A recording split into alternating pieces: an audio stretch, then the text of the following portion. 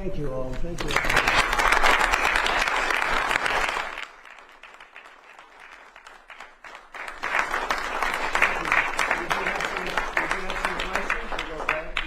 Mr. President, the meeting with Vladimir Putin is canceled or put on hold. Do you know what happened there, and does that affect your decision whether or not to send Tomahawk? Thank you. Come on, I'll slide out with you.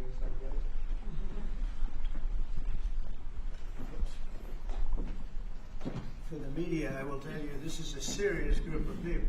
Right? That's great. Thank you very much. Look at all of it. Wow, look at the people. It's seriously the biggest business people anywhere in the world, so I think it's a great tribute.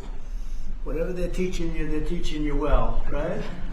Thank you very much. You're welcome to the White House as we celebrate Diwali, because they said there has to be a very heavy emphasis on the V, Diwali, the beautiful Hindu festival of lights, and that's what it is. It's a great festival and it's amazing people. I'm pleased to be joined by the Director of the National Intelligence and a woman that's done a fantastic job, Tulsi Gabbard, wherever you may be, Tulsi. Hi, Tulsi. FBI Director Kash Patel, who's really hitting his stride. Kash, where's Kash? Right here, sir. He is hitting his stride. That's the way we like it. Assistant Attorney General Harmeet Dillon. Harmeet. Right here, sir. Hi, Harmeet. And Pastor Paula White. She's been fantastic. She's been with us right from the beginning. We're greatly honored to be joined by the Indian Ambassador to the United States, Vinay Quatru. And it's very nice. You pronounce it perfectly. Ah, that's right. Oh, I wasn't too far off there. And his wonderful wife. And thank you very much. It's a great honor to have you.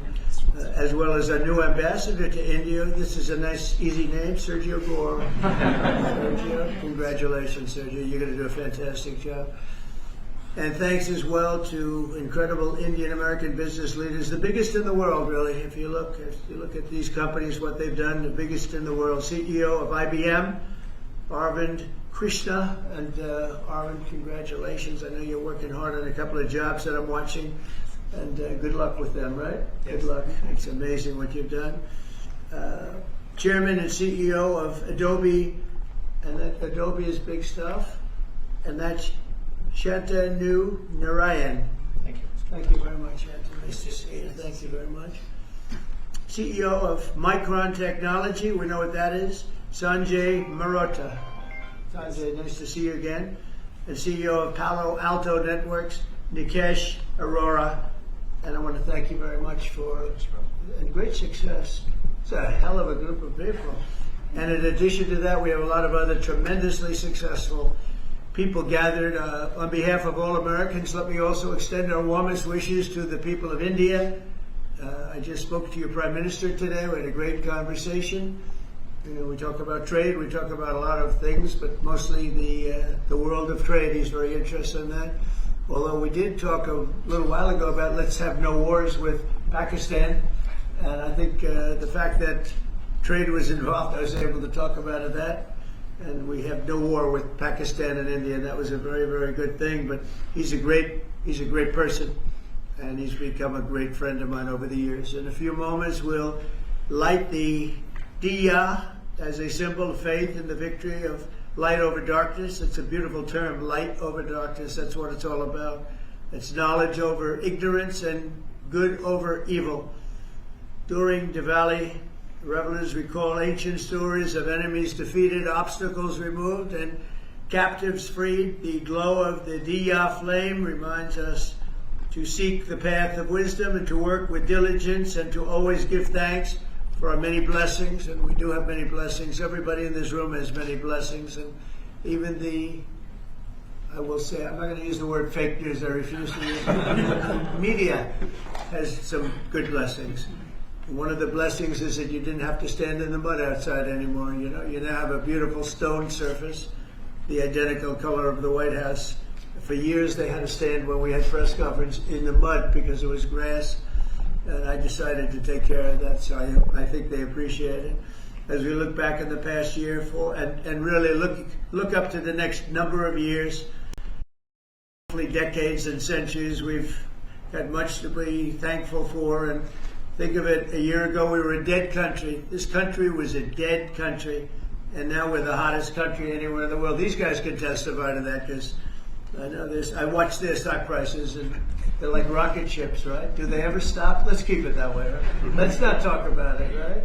Let's just keep it that way. It's amazing. We have more than $17 trillion. They're part of the reason. More than $17 trillion of investment pouring into the United States. It's going to be, I believe, over $20 trillion by the time the year's up. And as an example, the last administration, less than $1 trillion in a period of their 4-year period. They had less than $1 trillion. We're going to have 20 trillion. We have over 17 trillion already. That's investment coming in. And I think it's largely for two reasons. We had a good election on November 5th, but maybe more importantly, of course, it wouldn't happen if that election result didn't happen. I think much more importantly, we have tariffs that you build in the United States, you don't have a tariff to pay. You build outside and you have to pay a tariff. And we're taking in money at a level that no other country has ever seen. There's never been a country, I don't think, fellas, you agree with that? There's never been a country with an investment in less than a year, actually to be exact, less than 9 months, of $17 trillion, right? And I know you're all participating, aren't you, huh? So that's really good stuff. The economy is roaring, the incomes are rising, and small business confidence is at the highest level in over a decade. So the confidence levels, which means something, they think over the last 10 years, I don't think they go beyond that. We have the highest level of confidence in our economy. Gasoline prices are way down. Grocery prices are way down. Energy prices are way down. Mortgage rates are down. We have a real stiff at the Federal Reserve. I can't help that. But he's going to be leaving soon. And inflation has been defeated. But even though his rates are too high, the economy has been amazing. Our border is secure, totally secure. We had nobody in the last 4 months coming through illegally, which is actually hard to believe because, they give me those numbers, but essentially it would be just about nobody. They actually say zero. That's actually hard to believe. You have zero when you had millions pouring across a year and a half ago, 2 years ago, but we have it down to practically nobody. And they are coming in, but they're coming in legally. And we're forging peace all over the world. We're putting America first. We're getting everybody to sort of get along. And I just got a call from the Middle East. We're doing very well there. We have many, many countries, as you know, signed on to peace in the Middle East, and nobody thought they'd ever see that happening. The Hamas situation, where they're pretty violent people, I would say. That we could put that out in 2 minutes. We're giving them a chance. They agreed that they'd be very good, very straight. They wouldn't be killing people, and they have killed people. That wasn't the deal we made. But if they don't honor the deal, they'll be taken care of very quickly. But I'd rather not have to do that.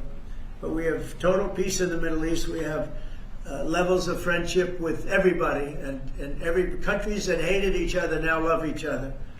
Nobody ever saw anything like it. I think you guys are pretty surprised over here, right? You're surprised, but a lot of people are surprised. Are you guys surprised? Peace in the Middle East. You've been hearing about it for as long as you've been alive, and it's been a lot longer than that. You're still pretty young, but we have peace in the Middle East, and so as we light the Diya, we look forward to a new year and a greater peace and a greater everything for all of us. And we want tremendous success, tremendous health. We're doing a lot of things in the world of health. And the autism situation is just crazy when you think of it. And you go back 20 years, it was 1 in 20,000, and now it's 1 in 12. Is that hard to believe? When I hear that number, it's not even believable. And we think we're onto it. Bobby is doing a great job, and Dr. Oz, all of them, they're really working hard. Nobody's ever seen anything like that. And it's been a very important factor for me. I just say you got to focus on that. We think we have a lot of the answers. We've announced a lot of the answers, actually. But we're looking at many things. We've made tremendous progress. And maybe the thing we've done the best on is prices for our drugs.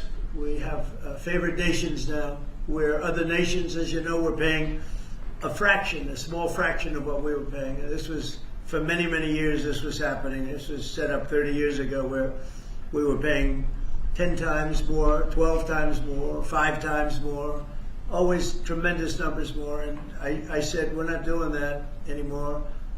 And the drug companies have agreed and the countries have agreed. Now, if I didn't have tariffs, I wouldn't have been able to get it. I said, well, if you don't agree, we're going to charge you tariffs for more than the equivalent amount. And amazingly, everybody agreed. So our drug prices are going to be coming down 100%, 200%, 300, 400, 500% in some cases. A bill that cost $10 in London would cost $120 in, think of it, $120 in New York or any place in this country. A drug that cost $86 in Berlin cost $1,300 in New York and throughout the United States. So we're not doing that anymore. So we're just not doing it anymore.